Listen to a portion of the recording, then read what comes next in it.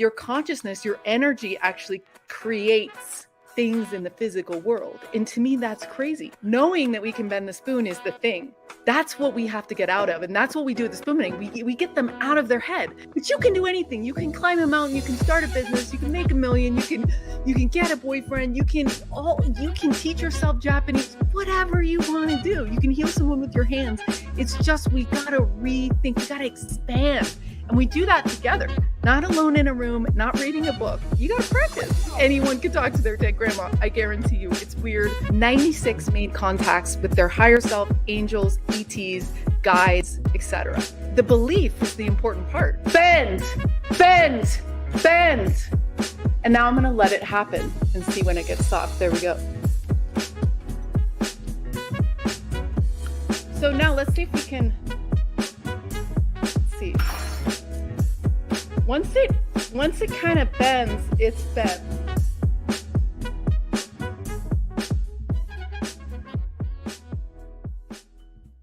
Hey, Zenka, we're going live any second now. Who do you want to do a shout out to? Martin Luther King. Oh, man. I have a dream. I have a dream too. Let's hit it. Thank you, Martin Luther King. Here we go.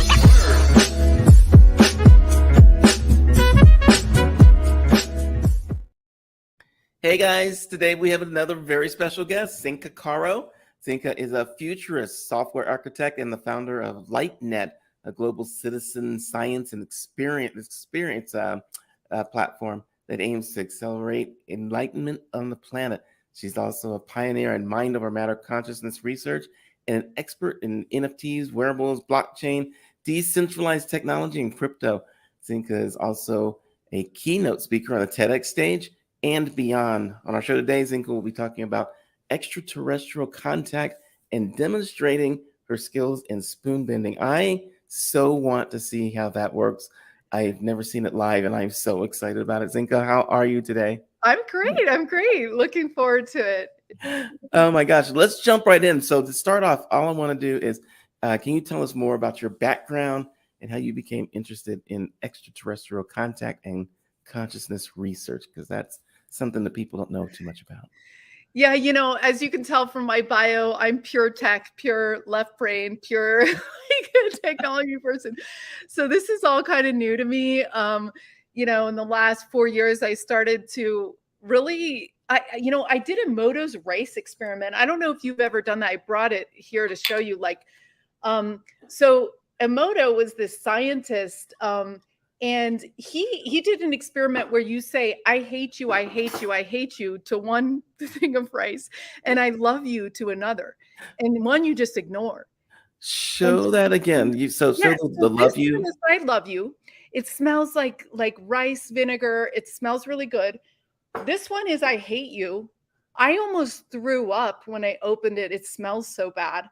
And then this one, sadly enough, is ignore, which is also not doing well. Oh.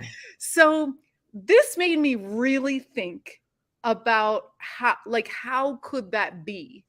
I even labeled one. I had done this so many times. I took it to my kids' preschool. They all got the same results. I mean, you just look it up online, Emoto's rice experiment, you'll see all the stuff. And I thought, wow, your consciousness, your energy actually creates things in the physical world. And to me, that's crazy. To me, that was absolutely crazy. And I started researching Dean Radin and all these other scientists who were saying, yeah, this is the elephant in the room. Nobody wants to talk about it because it kind of makes everything way more complicated. But I got really interested in it. So you literally put the rice in the jar with some water, and every day it's like, oh, I love you. And you talk to it for how long? I did it very scientifically because I'm a scientist. So it's like I did 60 seconds on my phone, 60 seconds, open it up. I love you. Thank you for being you. You're so wonderful. Close it, put it away. Now you want to space them out 2 or 3 feet apart or 3 feet apart. Yeah. The ignore one you don't touch. And then the hate one. I hate you. Why are you here? So I don't know if I could do it. I'd feel bad for the rice. Well, in a moto, it was a problem for the people that I was living with. My husband, I don't want to hear you saying I hate you because it's pretty harsh, but I wanted to get it to work. So after about 2.5 weeks or 3 weeks, the effect takes hold.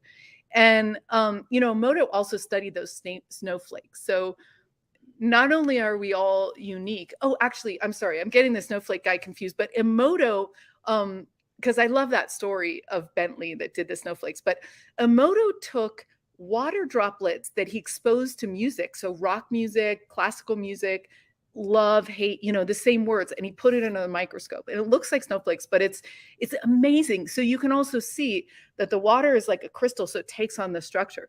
So Right. everything you say in the world affects other people's bodies, your body. It affects reality. And that's something that I wasn't willing to put under the rug. I was like, well, if that's true, what else is true? And how deep does this go? Because if we're creating this, then we can go do like Martin Luther King and say, I have a dream, and then create something different. Oh, wow. Wow. Okay. I get that. I I talk to my plants. People used to think that people were crazy who talk to their plants. So I talk to my plants every day, and that thing is doing so good. So, hey, so Well, believe it or not, can I just interject before you say that? Is believe it or not, so in the hydroponic vegetable gardens that they have where they stack up the plants, Mhm. and they're built, growing, lettuce and tomatoes and stuff, they're actually playing bedtime stories and music to the plants And and what doing lights, like purple lights and stuff. So it's scientifically proven. that really is astounding because you think it's like, yeah, you're just saying these things, but they affect Yeah, people and affect yeah, things on the planet. So, yeah. explain the concept of light tech and how it relates to enlightenment on the planet. Yeah.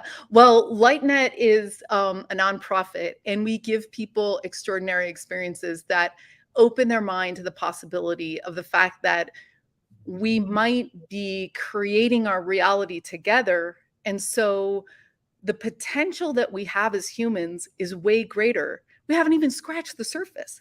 So if we can bend a spoon, what else can we do? I mean, there's people that do Reiki healing. They literally heal someone like Jesus with their hands on. I mean, does this compute to you, Michael? I mean, No. we're living in a world where this is true. So if this is true, can we come together and make really cool stuff happen? And so we basically push people to just try stuff, because I went to a mystery school. I started going, why is this rice experiment working? All this stuff, and then my mind is going like you. It's like curiosity was like unraveling. I'm like, wait a minute. And so I went to this mystery school, and literally the first day we brought little photographs of people we know, and they're like, okay, hand your photograph to your partner next to you, and then read everything about that. Tell the person everything about the photograph. Yeah. And it worked. And it worked for everyone. And then they gave us a clipboard with like a body picture, and they said, okay, scan your partner and tell them what's wrong with their body. And it worked. So we had no training. They did not explain anything to us. And we were just regular people. And that's what we discovered in LightNet, is that when we put people in groups of 8 and to 12, small group that everyone's going, yes, you can do this. Uh-huh. People do extraordinary things without knowing how. Yeah, okay. I tell the guests to come on the show. It's like, I get to facilitate these things and watch and learn and listen, right? And I'm on the X-Files scale. There's Mulder on the high end, and then there's Scully on the low end, right?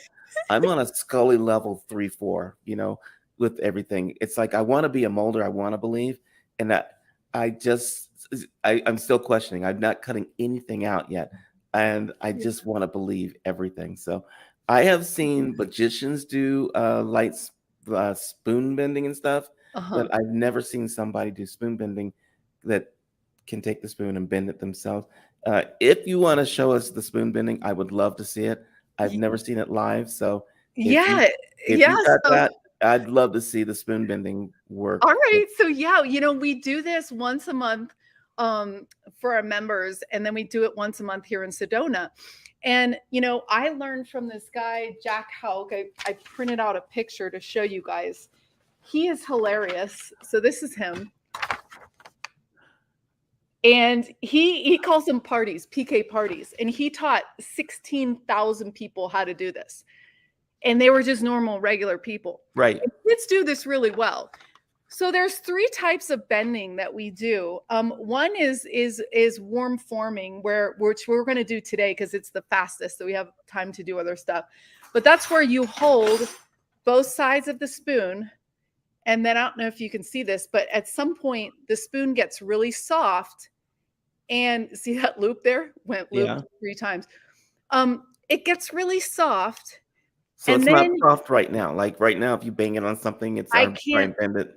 I can't unbend this right Right. now. It's one, that's the weird thing. It kind of bends and then it holds its shape. So basically what's happening is that you have a grain structure, right? Uh-huh. So it's like a tile grout. And what happens is that these things become soft between the metal, and it becomes putty. And that's your cue to do it, right? Yeah. And then and you use the heightened emotion. So when we do this in in a group of people, we cause pandemonium. We scream, we yell, we have to get out of our head. Okay. And that's the trick to it. And then you just sort of let it happen.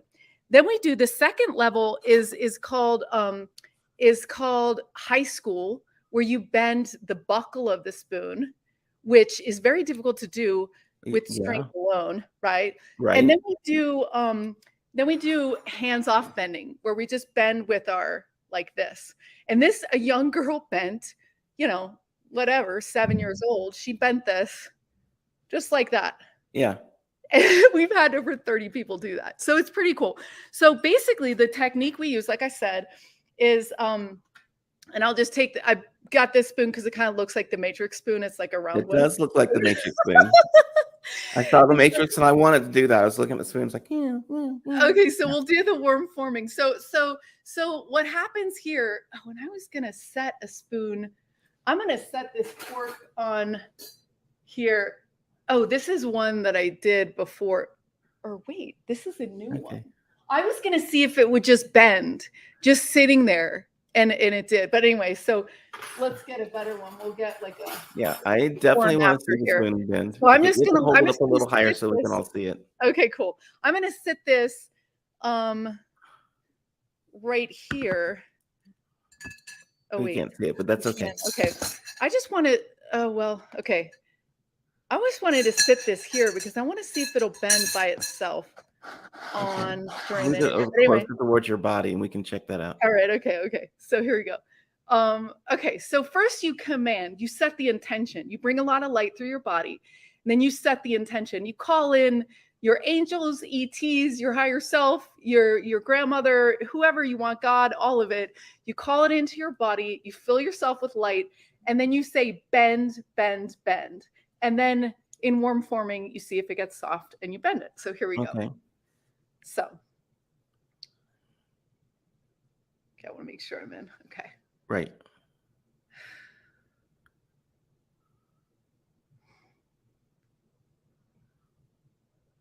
So I'm bringing a lot of light in my body. Okay. Connecting with all that is. Then I'm going to bring the light through my hand, through my arm, and I'm going to dump it into the smallest part of the spoon. And I'm going to command it to bend. Bend, bend, bend. And now I'm going to let it happen and see when it gets soft. There we go. Are you saying that spin was not, it's not like an aluminum spoon, it's like a hard spoon? So yeah, I mean, I'm going to also do, so yeah, you can see these are, so now let's see if we can, let's see. Once it kind of bends, it's bent. Let me try to do one of these. Oh, there we go. Yeah, so this is bending here too. Now that's, if you try it at your house, it's very difficult to bend a spoon. The spoon part. Yeah, so yeah.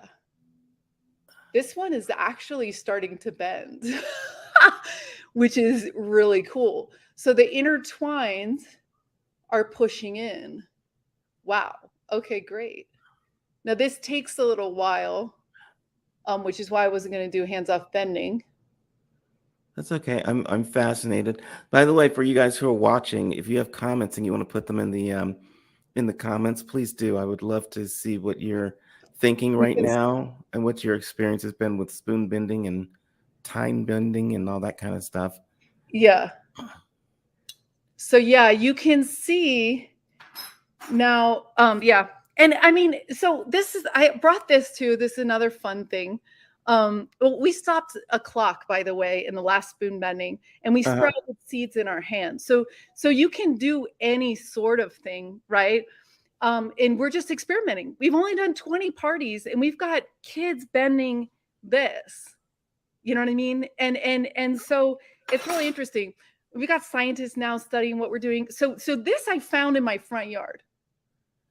You know, I did do some research on spoon It was bending before time. the show, and Yeah. there's of course the magic people that do it their way, but it is inconclusive as to whether or not people actually can do this because some scientists are still studying it. They're going like, "Wow, this really happens," and we're seeing you do it here on the show. Yeah. So Well, it's definitely happening because I can tell you that like in the University of California, they were studying children that could burn holes in keys. You know what I mean? Like so, and I've also watched some of the ones on YouTube with the magicians, and they basically, from what I can tell, they score the yeah, bottom of a spoon. You know what I mean? And yep, then they're basically just bending it in half or cracking it in half or something. So this is consciousness technology, and it works when you open your heart and you let go. It's just like a mother lifting something, a car off of someone, right. right? I've seen that. So like I said, I mean, so we're gonna try it with all sorts of stuff because we're sort of curious, like, how is this happening? Like, how could this be possible? So we're like taking seeds and sprouting them in our hand. Plus, we're Wow. doing remote viewing and all sorts of other stuff at LightNet. So remote viewing is where you quiet your mind, you tap into the knowing of all, and you can read a location that's far away. So in our remote viewing class with Alan Steinfeld on LightNet, for example, he had pictures that he would not show us. And he said, okay, I'm going to show you, we call them a target because that's the way the military would train it. But they would say, Right. okay, what is it? And I'd be muscle testing everything. I'd be like, is it blue? Is it that? I like thinking to him. He's like, stop it. Stop thinking, Zenka. And I was like, really? And he's like, yeah, just draw what it is. And I drew it exactly what it is. So, And and same thing with mediums. You've got mediums saying like, your grandmother liked blue and she drove a red. I mean, how is this possible? We want to know. That's what enlightens a bunch of people getting together going, wait a minute, what's going on? oh, so yeah, I'm almost speechless today. But what I'm looking at is so you have LightNet, that's your organization. Yeah, You're teaching people how to do these things. You're yeah, also experimenting how to do some certain things, yeah. and you're also working with ETs. talking about that extraterrestrials. I know it's like hard coming out of my mouth. I was trying to figure out how do I say this. Okay, so you're working with extraterrestrials. Now, people are gonna, I just have to say, people are gonna think that we're crazy talking about extraterrestrials and you have a whole society that does this. So, what sort of things do you do to communicate with? Are they different dimensional people? Are they people from other planets in our dimension? What's up with the extraterrestrials? Okay, so and nobody knows. In my opinion, it's an and both. So when we create in the field, just like Martin Luther King, I have a dream, right? You can have a dream that we have equality and peace, and that dream is becoming true day by day because he spoke it on a podium and he spoke from his heart and inspired the world. We're not there yet, but it started, right? Right. So the same thing happens when your subconscious and when your deeper ideas happen. So we've gotten an entire population that watch Star Trek, Star Wars, all this stuff. Mm-hmm. But eventually it happens. Like we eventually will be going to Mars, or maybe, yeah, maybe we already are, all that stuff. Who knows? But like, you know what I mean? Like, so eventually we create the realities that we put in our head.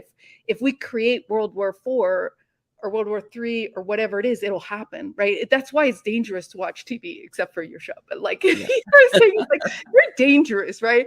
So we got to be careful what we're dreaming. And I think that to some extent there's a tipping point that crossed with ETs. ETs are now part of our reality. The crash sites are real. That's all real, but it happened just so not that many times, right? So it's like we couldn't really all experience that. But now the bigger amounts of people are going to be able to experience that, right? And it is also dimensional. So if I can talk to a dead person, which I can, and you can, anybody can. See, that's the cool part Okay. about this. Like anyone can talk to their dead grandma. I guarantee you, it's weird. It's weird. You can talk to angels. You can talk to it's weird, but it works, right? So you can, so ETs are in that dimensional field, and they're very advanced, and they're sharing information with all of us and scientists and things like that, about free energy and everything else. And that's part of why that hasn't been so open, is because there's all this stuff in the play. And so it's like, well, if we go to free energy, what are we going to do with this economy? All this stuff is happening. But the fact is that we've been able in EnlightenNet to call in ships and see them. So say we want to see a craft at this location, and they show up. So, and it's all about an intentional community. So these teams that we have, we're starting a whole contact lab in 2 weeks. We're on season 3. We took 100 people through. 96 made contacts with their higher self, angels, ETs, guides, etc. What And when is you have the that, you can do what it. is the proof that people need to see to go like, okay, I now believe that I've seen an ET or I've connected with this certain thing? What is it that people go like watching you bend the spoon is It's one thing. physical. It's Yeah. physical. It's physical in your body. So you either see a craft like when you open your eyes and look out the window, or you get a very, very strong physical reaction. So it's not common to get like complete goosebumps from head to toe, to have some sort of healing. I mean, they studied 200 countries or something that did ET contact, and 50% had miracle healing. So it's Uh-huh. like you raise your vibration really, really high. It could be a gamma state in the brain. We're doing a lot of research with brain wearables right now to figure out, they can see like, am I in theta? Am I in alpha? Am I in beta? Am I in this? Whatever, to Right. see what it is. But in my class, for example, I do radio research. So we break the laws of physics, and you can hear it through the radio. So Explain that. What do you mean you do? Explain the well, radio so research. yeah, so this is really crazy because so what we love about what we're doing too is curiosity unravels curiosity unravels curiosity. And instead of having all this stuff secret, like believe me, the US government's been researching psych, like psi and all this stuff. So is everyone, right? But it's just not available public research, right? So we want to make it public research, right? So there's a guy, a citizen who was super geeked about radio, and he wanted to see UFOs. So he broadcast through a tower. He has like massive towers, right? So he's very much of an expert. And he broadcast, he's like, I want to see a ship at this location. And sure enough, they showed up. Then he started to contact them through ham radios on frequency 144. And a lot of you guys know that's a magical number, right? It's like, we don't know. It's in all these sacred texts and like, I don't know, 144, right? Uh-huh. 144,000, whatever it is. Anyway, that happens to be the frequency we use. And we have 20 of them. I have 5 of them all lined up, and they're making different sounds, which is breaking the laws of physics. It's impossible that I could have 20 radios making a different sound all in the same channel. It's Right. not possible. Right. So I can have yes, no conversations with my dead friends and ETs here, and I can ask them all sorts of crazy stuff. And this is groundbreaking research, and it only costs $25 for a radio, $50 if you buy 2 so you can see the phenomenon. But I think we've sold ourselves short. I think the education has, sold itself short. It's like, let's study phenomenon. Like, what could be more exciting? It's pretty exciting. I could go on and keep talking to you for like hours. I want to show people how to get in touch with you. This is just phenomenal and amazing to me. You do have a course coming up in the next couple of weeks, right? And they can get in touch with you at lightnet.org. Yeah, lightnet.org/register. And the cool thing about it is that you sign up for one small group, one Zoom, where you're going to be doing alpha theta brainwaves, lucid dreaming, remote viewing, radios, whichever one you sign up for. There's even a kids one. And then you get 16 modalities thrown in for free. So you get all the archives every week. You can watch, because we want you to learn. We want to do all you can eat learning, because that's what the millennials want. They want free shipping and all you can eat learning. So we threw everything into one big thing. And it's a big experiment. Like, can you make contact or not with a past loved one or ETs or an angel or whatever you're doing, right? Right. And then we just see what happens. We take 8 weeks and people really bond and have fun. And then we do breakthrough coaching, because it's not about the spoons. We also do breakthrough coaching 3 times a month, which is also free. We throw that in as a membership free. And then you can actually create better with someone helping you, supporting you, someone saying, I see you, you can do this, you got this. Because the belief is the important part. Knowing that we can bend the spoon is the thing. That's what we have to get out of. And that's what we do with the spooning. We get them out of their head, because their head's going, no, possible, not possible, But you can do anything. You can climb a mountain, you can start a business, you can make $1 million, you can get a boyfriend, you can teach yourself Japanese, whatever you want to do. You can heal someone with your hands. It's just, we got to rethink, we got to expand. And we do that together, not alone in a room, not reading a book. You got to practice. Okay, so what is the difference? This is the last thing I'm going to really dive into here. Yeah. Otherwise, I'll just keep going all day. What is the difference between what you're teaching and what psychics do? Or is it the same thing? It's just that the psychics already believe? I don't think it's the same thing, but I don't think that you need to go through someone in order to have contact with God and all that is. Right? Right. So some of these scientists are getting dreams in the morning. They're like, I have no idea how I got this equation. You know what I mean? Nobel Prize. Yeah. But it's like, you don't need someone else. Just like you don't need a guru. We've got to teach ourselves to connect, because I'm a snowflake and you're a snowflake. If I tell you what to do, then you're messing up. If you tell me what to do, I'm messing up. Like, we've got to get everybody in their own gift, their own joy. And if your gift is starting a hospital, but you don't believe in yourself enough to do it, to raise 20 million or whatever insanity you would have to do that, right? Then you're limiting yourself, your life, your mission, your goals. And so psychics have learned to turn down that left side of themselves, and they've learned to ask through their heart. It's all through your heart. That's the weird thing. It's like, your heart is what the electromagnetic field is, what opens, and you have to be sincere. You can't fake it. You can't do this like in a mean way, because it just doesn't work. Like, the energy is not, it's got to be loving, in my opinion, and everyone can do it. And so the nonprofit is just like that. I teach you, you teach the next person. We just have these groups, and we started out with 4, then 8, now we have 16. It's just like, let's just get people into this knowing. Let's give people an experience, because it's exciting. Then you start to see synchronicities. You start to see signs. You start to ask for signs and getting them.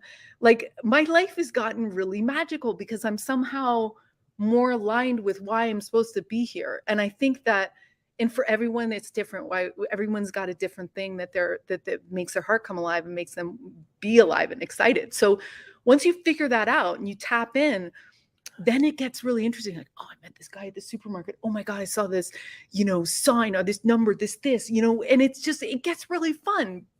All right, we're going to do this. Not only are you going to do it, we're going to blow the show up. We're already at 35,000 followers. We're going to blow this up to millions. And I believe, and I know that Caden and the team and we are on it. So let's just do this thing. I want to thank you for being on. Thank you so much. I'm still at Scully level 4. I'm going to try and move to 4.5 soon. We'll see what happens. I love what you're talking about. I just want to thank you so much for being on. And we'll have to have you on again. Thank you so much. We hope to see you in the lab, and we have loved working with your team. Everything you have done has been an 11 on a scale from 1 to 10. Like, the way that you've interacted with me, and I'm sure with everyone, and just the graphics and the care and the precision and beauty and your curiosity and your personality and your energy, it's been really amazing. I'm going to do a shout out to the team. All right. You guys are awesome. And Zenka, I will catch you in the future. Thank you so much for the props, and Bye, everybody.